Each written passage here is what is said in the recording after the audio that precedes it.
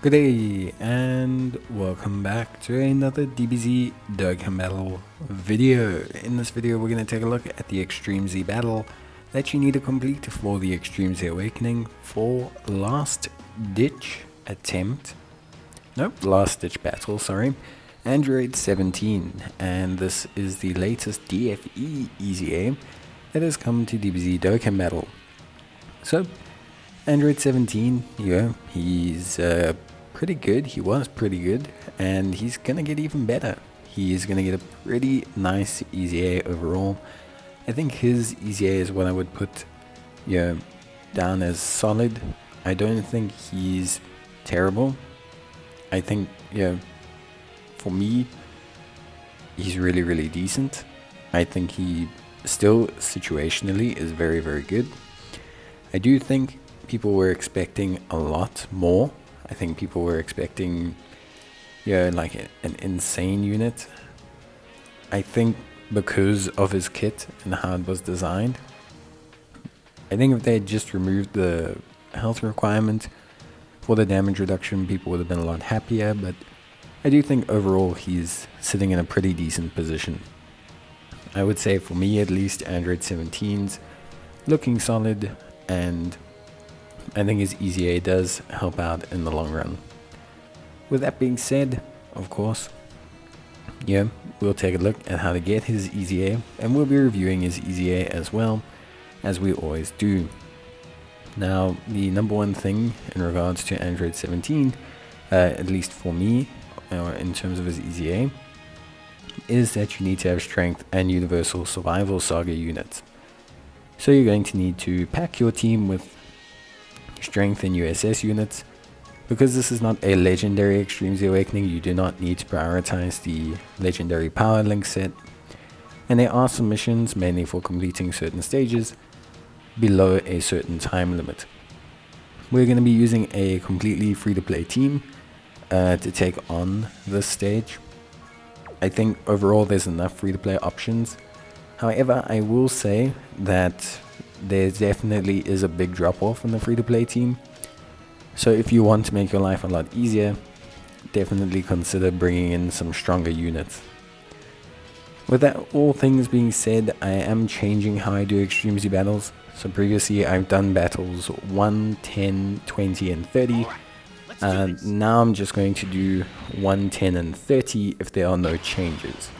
If there are any changes between 10 and 20, I'll show you stage 20. But I think I don't need to do 3 different distinct periods. I think if there's no change in the team, it's just pointless, and it makes the video longer for no reason. So with all that being said, I do think Extreme Z battle wise, you want to take the friend lead to be the Hit and Goku. Hit and Goku as a friend lead is just a very good choice. Obviously, they carry a huge type advantage. I think that's pretty apparent. They lead Universal Survival Saga, so that's good coverage there. And they're also just incredibly solid in the fact that they basically are very, very strong. So I think, they do big damage. You can find a decent couple of them as rainbow ones as well. So you should have decent coverage. Beyond that point, I don't think there's anything too crazy, at least in terms of options. Then you can probably go Kaioken, Goku, maybe Jiren, Hit. I think all the Universal Survival Saga lead options are relatively decent in terms of the team build. You definitely want to have Caulifla on the rotation. I think you want to have Caulifla on the rotation because Caulifla is very solid. She's good defensively, she does decent damage, she's got her evasion, so that's all very, very good.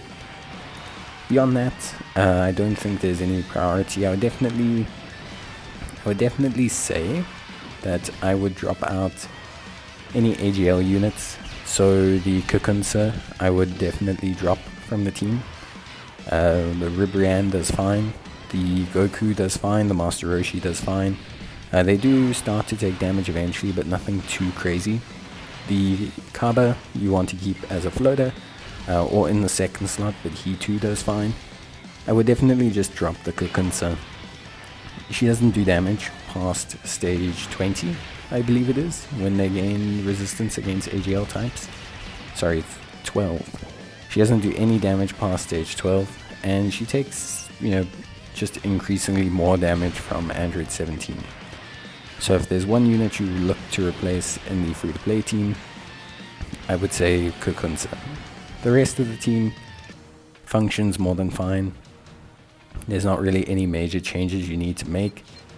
Master Roshi, try and have in the second slot. Try and have Caulifla and Rubrianne in your rotations as well. Try and definitely, obviously, the Goku and Hit must be priority first slot unit that you can run. But beyond that, there's not too much else.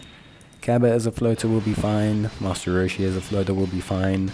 I would suggest maybe linking up the Ultra Instinct Goku with the Hit and the Goku, just because of the fact that he provides them with support, which gives them more ki, which at the end of the day makes them more potent. But yeah, beyond that, honestly, there's really nothing else too crazy that you need to be fully aware of. I think for the most part, the units that you use from the free-to-play side are fine. It does take a while. We didn't really beat any of the speed challenges, so that is probably the only thing I would definitely probably point out. We did take quite a while.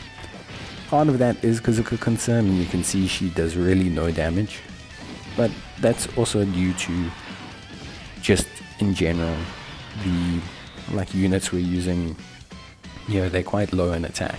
They're not big on the stats, and so they can take quite a while to kind of cleave their way through the content. But beyond that, I think everything's fine. I think the team ran fine. I think everything else about the team was fine. So you shouldn't really have any major issues. But again, it's entirely up to you. Just depends on your roster and your teams. But yeah, if you can use any of these units, basically just not Kukunsa. So if you're looking for fillers on your team or team ideas, go for that. And you can use pretty much any of the leads as well.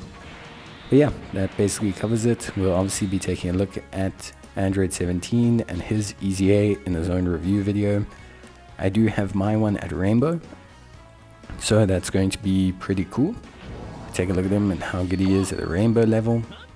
We'll take a look at how good he is in the Cellmax, Red Zone, etc. The important thing is to see how much he elevates the USS team, as well as how does he function on Android's team. That's it from me. See you guys next time. Bye.